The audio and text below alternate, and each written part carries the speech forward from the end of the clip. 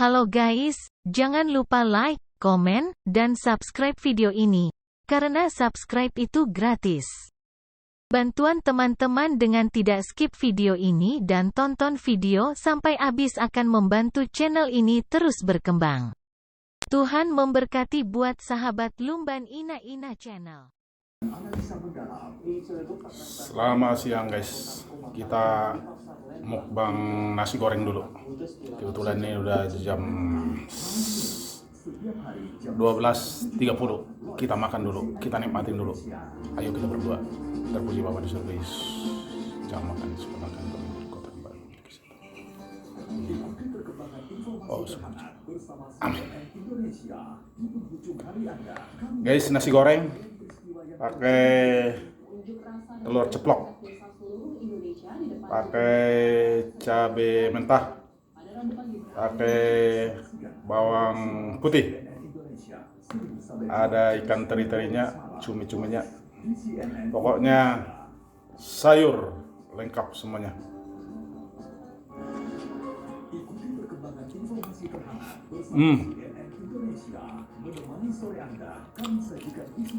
Masih panas guys.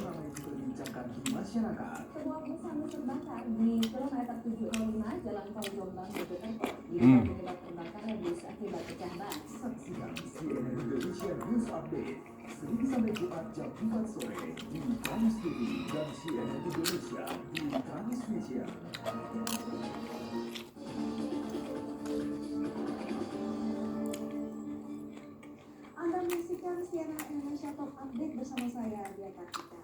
Sepasang muda mudi di Bekasi, Jawa Barat terlibat kecelakaan setelah motor yang ditumpanginya menabrak truk kontainer yang parkir di tepi. Sementara itu gagal saat berusaha menyalip, seorang pengendara motor di Pandeglang, Banten tewas usai menabrak jembatan. Kecelakaan lalu lintas terjadi di Jalan Raya Pandeglang Labuan di kawasan Kadung Hejo, Kabupaten Pandeglang, Banten pada Rabu malam. Seorang pengendara motor tewas di lokasi kejadian usai menghantam Nasi gorengnya campur udang atau ebi. di depannya dari sisi kiri. Namun korban justru menghantam jembatan hingga tubuh korban terpelanting ke aspal. Juga korban itu menyalip dari kiri kendaraan mobil menghantam jembatan. Kalau menghantam jembatan, korban jatuh. Jasad korban dibawa ke RSUD Pandeglang guna kepentingan penyelidikan sebelum diserahkan kembali ke pihak keluarga. Seorang pengendara motor tewas di tempat usai terlibat kecelakaan di Jalan Industri Utama 2 Pasir Selatan, Kabupaten Bekasi. Bukan teh manis ya, teh. Teh hangat. Korban lainnya seorang perempuan mengalami luka cukup parah. Polisi melakukan keduanya ke rumah Mantap. Saksi menuturkan mulainya pasangan muda-mudi yang berboncengan sepeda motor dari arah Cikarang Timur menuju Cikarang Barat ini diduga kurang konsentrasi sehingga menabrak truk kontainer yang parkir di tepi jalan. 100 meter ada suara bunyi tembakan. Saya kurang tahu suara itu suara apa. Cabai mentah. Suara pecah mobil pertama sampai saya sampai ke TKP. Ada laka lantas. Kerupuk guys, lupa. Anak muda, laki satu dan perempuan satu. Kerupuk guys.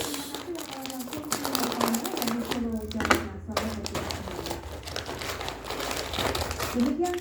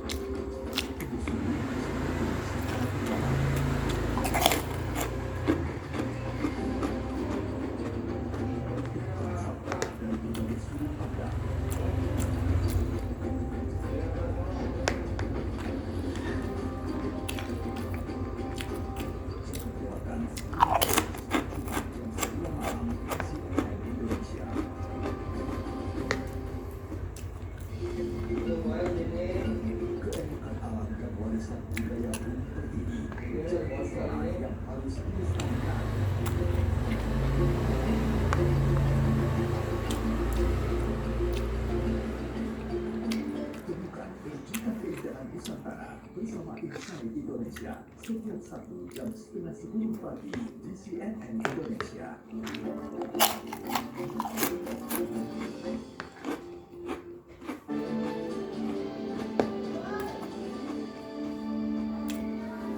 Sintayong mengaku siap menghadapi negara asalnya, Korea Selatan, dalam babak perempat final Piala Asia U23.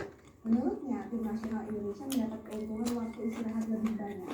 Sementara Sultan Sulaiman menegaskan para pemain timnas sudah mempersiapkan taktik untuk laga di Stadion Abdullah bin Khalifah malam hari ini.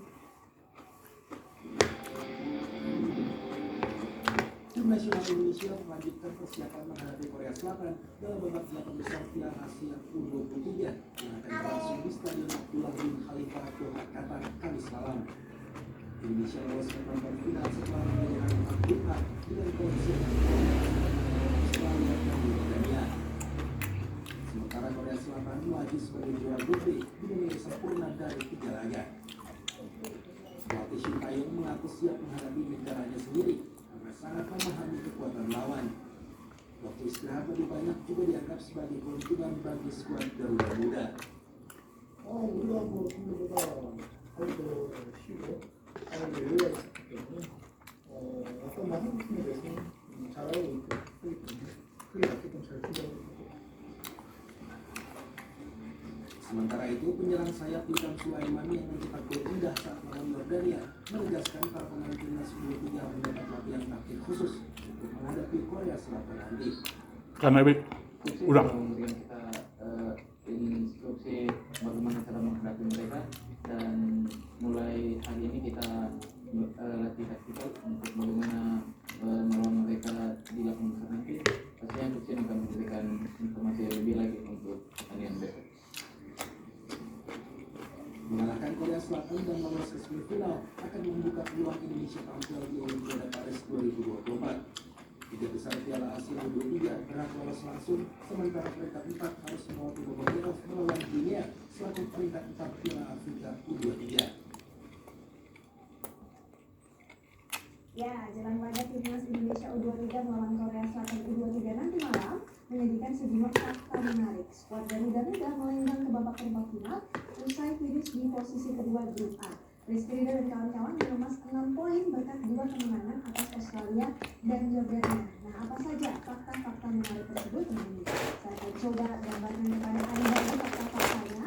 Di laga melawan Korea Selatan akan menjadi debut pelatih timnas Indonesia U23 Sintayong melawan negaranya sendiri selama karir kepelatihannya.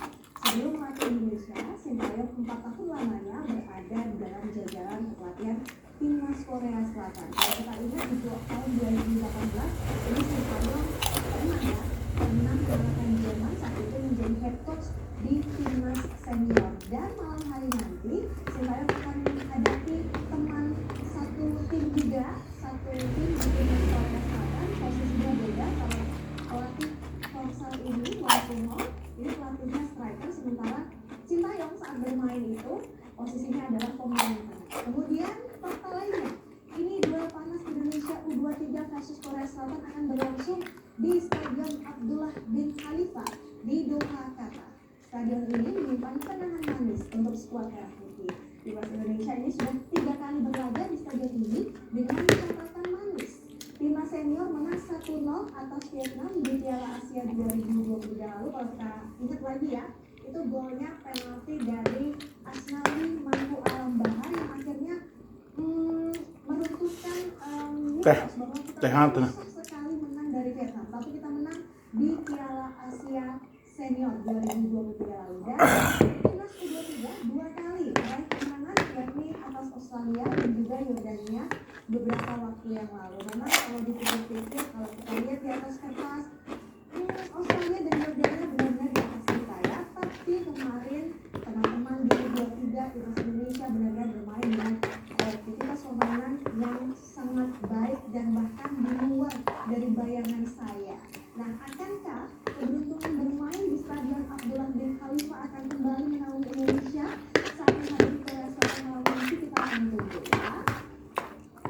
Next, ini fakta berikutnya. Pada perhelatan Piala Asia U23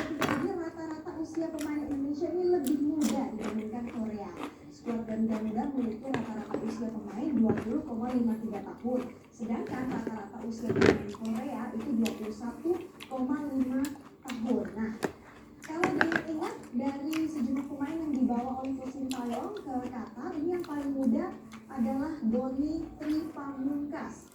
Dia usianya 19 tahun, berasal dari PSIS Jakarta. Tapi juga ada 5 pemain lain yang juga masih muda, usianya masih 19 tahun. Sebut saja seperti Marcelo Ferdinand yang bermain juga cukup baik.